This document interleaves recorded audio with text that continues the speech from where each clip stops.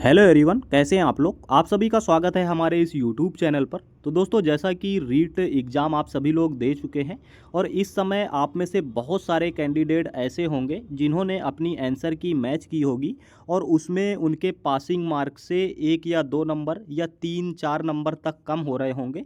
तो बहुत सारे ऐसे कैंडिडेट होंगे जिनके 2-4 नंबर अभी भी कम होंगे पासिंग मार्क से आंसर की में मैच करने के बाद। तो दोस्तों, वो कैंडिडेट इस समय बहुत ही ज़्यादा कन्फ्यूजन की स्थिति में होंगे कि मैं एग्ज़ाम पास होऊंगा या नहीं होऊंगा, मेरे नंबर 2-4 नंबर जो कम हैं क्या ये बढ़ सकते हैं या नहीं बढ़ सकते हैं। तो दोस्तों, आप लोगों के नंबर बढ़ेंगे या आप लोगों को निराश होना पड़ेगा, इसके बारे में विथ प्रूफ के साथ में बात करने वाले हैं। साथ ही आप लोगों का जो नॉर्मलाइजेशन होगा उससे क्या नंबर घट भी सकते हैं या किसको नुकसान होगा, किसको फ़ायदा होगा, इसके बारे में भी बात करेंगे। वह आपका जो रिज़ल्ट है ये कब तक आपको देखने को मिल जाएगा, इस सब के बारे में विद प्रूफ के साथ में बात करेंगे। तो आइए दोस्तों, सबसे पहले बात कर लेते हैं आपके नंबरों के बारे में कि क्या इस बार जो आपके नंबर हैं, क्या इस बार आपके नंबर नहीं बढ़ेंगे। तो दोस्तों, अगर इस क्वेश्चन का मैं आपको जवाब दूं तो दोस्तों इसका जवाब ये होगा कि आपके नंबर बढ़ेंगे, लेकिन दोस्तों आपके नंबर बढ़ेंगे लेकिन कम बढ़ेंगे। यानी कि जिस तरह से हर बार आपके 4 से 5 नंबर तक बढ़ जाते थे, तो इतने ज़्यादा नंबर आपको इस बार बढ़े हुए नहीं दिखाई देंगे। इस बार आपके मुश्किल से 1 या 2 नंबर तक आप लोगों का अभी बढ़ने के चांसेस हैं, लेकिन 4 या 5 नंबर तक इतने ज़्यादा नंबर आपके नहीं बढ़ पाएंगे इस बार। उसका भी कारण है। उसका कारण क्या है ये भी मैं आपको दिखा देता हूँ। तो यहाँ पर अगर मैं उसका कारण आपको दिखाऊँ तो यहाँ पर आप लोग देख सकते हैं कि इस बार जो आप लोगों के ऑब्जेक्शन हैं वो कम हुए हैं। पिछली बार आपके 5500 क्वेश्चन पर ऑब्जेक्शन दर्ज किए गए थे, इस बार आपके सिर्फ 1800 आप लोगों की जो आपत्तियां हैं वो दर्ज हुई हैं। 5500 क्वेश्चन पर दोस्तों ऑब्जेक्शन नहीं, एक ही क्वेश्चन पर बहुत बहुत लोग भी ऑब्जेक्शन कर देते हैं। मतलब पिछली बार आपको 5500 आपत्तियां दर्ज हुई थी, इस बार सिर्फ 1800 आपत्तियां दर्ज की गई हैं। मतलब इससे आप लोग साफ साफ ये समझ सकते हैं कि इस बार की जो आंसर की है पिछली बार की तुलना में काफ़ी हद तक सही है। यहाँ पर देख सकते हैं 3 गुना कम आपके ऑब्जेक्शन हुए हैं। तो मतलब सीधे तौर पर इस बार की आंसर की पिछली बार की आंसर की तुलना में 3 गुना ज़्यादा सटीक और सही है। तो ये चीज़ भी आप समझ सकते हैं कि पिछली बार की तुलना में इस बार आपके नंबर भी 3 गुना कम ही बढ़ेंगे। ये चीज़ आप लोग साफ साफ समझ सकते हैं। और इतनी सटीक आप लोगों की इतनी कम जो ऑब्जेक्शन है वो क्यों हुए, इसका इस बार एक कारण रहा है। क्योंकि दोस्तों आपने अपनी आंसर की में देखा होगा अपना नंबर मैच करते टाइम कि कुछ क्वेश्चन पर पहले से ही आपको बोनस अंक दे दिया गया है।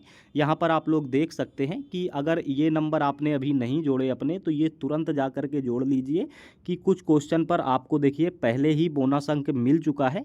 ये बोर्ड की एक्सपर्ट कमेटी ने आंसर की देते समय क्वेश्चनों की, आपके क्वेश्चन पेपर की बहुत ही अच्छे से जांच की है और उनको अपनी नज़र में जो भी गलतियां पहली नज़र में जो भी देखने को मिली हैं वो उस पर उन्होंने ऑलरेडी बोनस अंक दे दिया है। या जिन क्वेश्चन पर उनको लगा है 2 ऑप्शन सही हो सकते हैं तो उस पर 2 ऑप्शन भी सही कर दिए हैं आपकी आंसर की में ही। तो इसी वजह से आंसर की इस बार की पिछली बार की तुलना में काफ़ी ज़्यादा सटीक हो गई है और इस वजह से आप लोगों के जो ऑब्जेक्शन हैं वो कम हुए हैं। लेकिन दोस्तों इस वजह से आप लोगों के जो नंबर हैं वो भी अब आपके कम बढ़ने को देखने को मिलेंगे।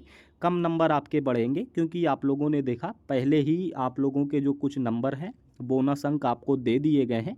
तो अब दोस्तों मेन बात करते हैं कि इस बार जो अब आपके नंबर हैं कितने नंबर तक आपके बढ़ सकते हैं अभी भी।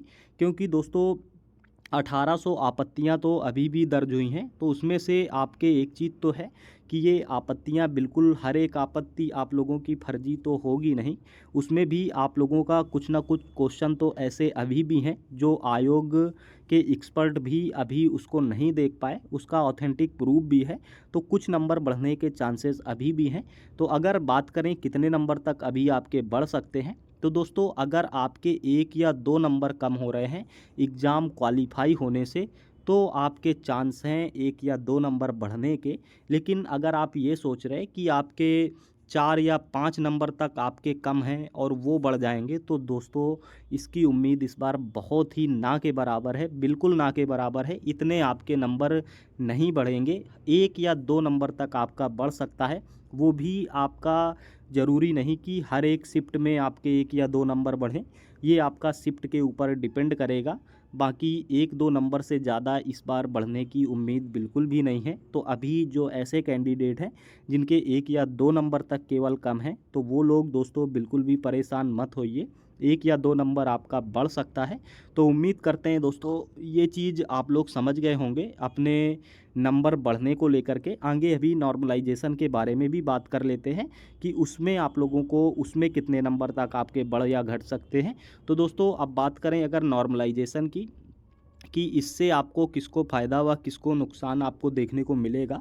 तो दोस्तों नॉर्मलाइजेशन की अगर बात करें तो सबसे पहले जो हमारे शिफ्ट 1 वाले कैंडिडेट हैं, शिफ्ट 1 या जो लेवल 1 वाले कैंडिडेट हैं, शिफ्ट 1 या जो लेवल 1 वाले कैंडिडेट हैं, तो आप लोगों को तो दोस्तों बिल्कुल भी नॉर्मलाइजेशन आपके लिए है ही नहीं, ये चीज़ आप लोग समझ लीजिए। क्योंकि आपका एग्ज़ाम एक ही शिफ्ट में हुआ है, तो आप लोगों को नॉर्मलाइजेशन से कुछ भी लेना देना नहीं है। आपके जितने नंबर आंसर की में बन रहे वही आपके नंबर हैं, उसमें 1 या 2 नंबर मुश्किल से आपका इस बार बढ़ सकता है। तो अगर आपके 1 या 2 नंबर तक कम हैं तो वो आप लोगों के बढ़ने के चांसेस हैं। अब मेन बात आती है नॉर्मलाइजेशन की लेवल 2 वाले कैंडिडेट के लिए। जो लेवल 2 वाले कैंडिडेट हैं और जिन्होंने एग्ज़ाम दिया है शिफ्ट 2 या शिफ्ट 3 में, तो दोस्तों शिफ्ट 2 या शिफ्ट 3 में जिन्होंने एग्ज़ाम दिया है, तो उसमें अगर नॉर्मलाइजेशन का फ़ायदा किसको होगा इसकी बात करें तो दोस्तों शिफ्ट 2 वाले कैंडिडेट को नॉर्मलाइजेशन का फ़ायदा देखने को मिलेगा। क्योंकि ये आप लोगों का लेवल 2 का एग्ज़ाम का पहला दिन था, और कोई भी एग्ज़ाम हो उसका जो पहला दिन होता है उसका आपका एवरेज स्कोर कम होता है और उसमें नॉर्मलाइजेशन का फ़ायदा थोड़ा सा ज़्यादा देखने को मिलता है। तो लेवल 2 वाले कैंडिडेट को जो आप लोगों का शिफ्ट 2 है उसमें शिफ्ट 2 वालों को नॉर्मलाइजेशन का फ़ायदा ज़्यादा देखने को मिल सकता है। शिफ्ट 3 वालों को इसका फ़ायदा देखने को ज़्यादा नहीं मिलेगा। लेकिन दोस्तों आप लोग बिल्कुल भी इस बात से परेशान मत होइए। बहुत सारे कैंडिडेट इस बात से परेशान हैं कि मैंने अभी मेरे नंबर जो आ रहे हैं उससे कम तो नहीं होंगे, तो आपके कम नहीं होंगे, इस वजह से इसके लिए आप लोग बिल्कुल भी बेफिक्र रहिए। तो दोस्तों ये भी आप लोग समझ गए होंगे। अब बात कर लेते हैं आप लोगों के रिज़ल्ट को लेकर के कि आखिर कब आपका रिज़ल्ट आपको देखने को मिल जाएगा। तो दोस्तों सबसे पहले तो मैं आपको न्यूज़पेपर की कटिंग में जो दावा किया गया है वो दिखा देता हूं। उसके बाद से इनका प्रीवियस ईयर का भी डाटा दिखा देता हूं कि पिछला इनका रिकॉर्ड क्या रहा है, हर बार ये लोग कितने दिन में रिज़ल्ट अनाउंस करते रहे हैं। तो सबसे पहले न्यूज़पेपर की अगर मैं आपको कटिंग दिखाऊँ तो यहाँ पर आप लोग देख सकते हैं कि इसका जो रिज़ल्ट है वो इस बार परिणाम आपका मई में आने की उम्मीद यहाँ पर आपका दिखाया जा रहा है कि रिज़ल्ट मई में आने की उम्मीद है। हालांकि ये कोई ऑफिशियल नहीं, ये आप लोगों का सिर्फ उम्मीद है, कोई कंफर्म डेट नहीं है। अब बात करते हैं जो आप लोगों का प्रीवियस ईयर का डाटा क्या कहता है कि प्रीवियस ईयर इनका रिकॉर्ड क्या रहा है, कितने दिन में ये लोग रिज़ल्ट अनाउंस करते रहे हैं। तो यहाँ पर आप लोग देख सकते हैं इसके पहले आपका रीट हुआ था 2022 में, और 2022 रीट की जो आपकी आंसर की है ये आपकी आई थी 18 अगस्त को, और इसका रिज़ल्ट जो है ये आपका आया था 29 सितंबर को। यानी कि अगर इसमें काउंट करें कि कितने दिन बाद आपका जो रिज़ल्ट है वो अनाउंस कर दिया गया था, तो 18 अगस्त से 18 सितंबर आपका हो गया 1 महीना।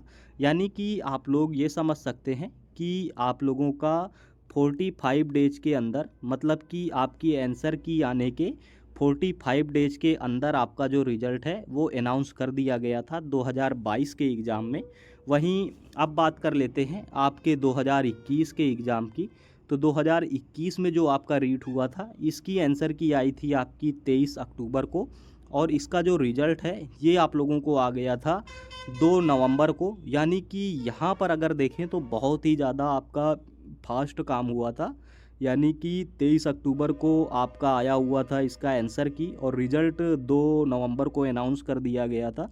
यानी कि यहाँ पर आप लोग देखेंगे कि 10 दिन के अंदर ही आपका जो रिज़ल्ट है वो अनाउंस कर दिया गया था।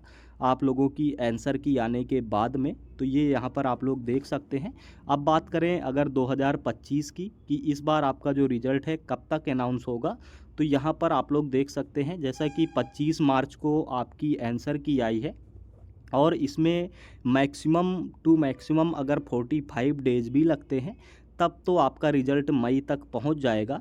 लेकिन अगर आप लोग देखेंगे 2021 की तरह 10-15 दिन आप लोगों के ही लगते हैं तब तो आपका रिज़ल्ट जो है वो आपका अप्रैल, वो भी बहुत ही जल्दी अप्रैल में 15 अप्रैल के पहले पहले ही आ जाने के चांसेस हैं। तो ये चीज़ यहाँ पर आप लोग देख सकते हैं। हालांकि इस बार अगर बात करें आपका जो रिज़ल्ट है कब तक आपको देखने को मिल सकता है, तो ये आपका मिड अप्रैल या आप लोगों का ये समझ लीजिए कि मिड अप्रैल तक आपको देखने के मिलने के चांसेस काफ़ी ज़्यादा इस बार हैं आप लोगों के रिज़ल्ट के। मिड या एंड अप्रैल तक ही आपका रिज़ल्ट आ जाए, ये चीज़ स्टार्टिंग अप्रैल में आपका जो रिज़ल्ट है वो आने के चांसेस ज़्यादा नहीं हैं। तो ये समझ लीजिए मिड या एंड अप्रैल तक आपके जो रिज़ल्ट हैं ये आने के चांसेस आपके काफ़ी हैं, यानी कि एंड अप्रैल तक आपका जो रिज़ल्ट है वो आने के चांसेस आपके हैं कि अप्रैल में ही आपका रिज़ल्ट अनाउंस कर दिया जाए। और अगर अप्रैल में आपका रिज़ल्ट अनाउंस नहीं होता है मिड या एंड अप्रैल तक, तो आपका मई की स्टार्टिंग में 100% आपका रिज़ल्ट आ जाएगा। ये चीज़ आप लोग समझ लीजिए कि अगर इसमें अप्रैल के लास्ट तक आपका रिज़ल्ट मिड या एंड अप्रैल में नहीं आता तो मई के स्टार्टिंग फर्स्ट वीक के अंदर ही आपका रिज़ल्ट 100% अनाउंस कर दिया जाएगा। तो दोस्तों हालांकि इसके बारे में अभी कोई सटीक डेट बता पाना बहुत ही मुश्किल काम है, तभी मैं कोई सटीक डेट अपने आप से कोई अंदाज़ा लगा के नहीं बोल रहा। मैं आप लोगों को जो इनका प्रीवियस ईयर का डाटा या जो आपका न्यूज़पेपर का डाटा है उसी के माध्यम से मैं भी आपको बताने की कोशिश कर रहा हूं। हालांकि इसके बारे में कोई भी अगर नई अपडेट, ऑफिशियल अपडेट या कोई भी नई जानकारी जैसे ही आती है तुरंत हमारे चैनल पर आपको उसकी जानकारी प्रोवाइड करा दी जाएगी। उसके लिए आप लोग इस चैनल को सब्सक्राइब ज़रूर कर लें और मिलते हैं दोस्तों अगले वीडियो में किसी नई जानकारी के साथ। तब तक के लिए जय हिंद।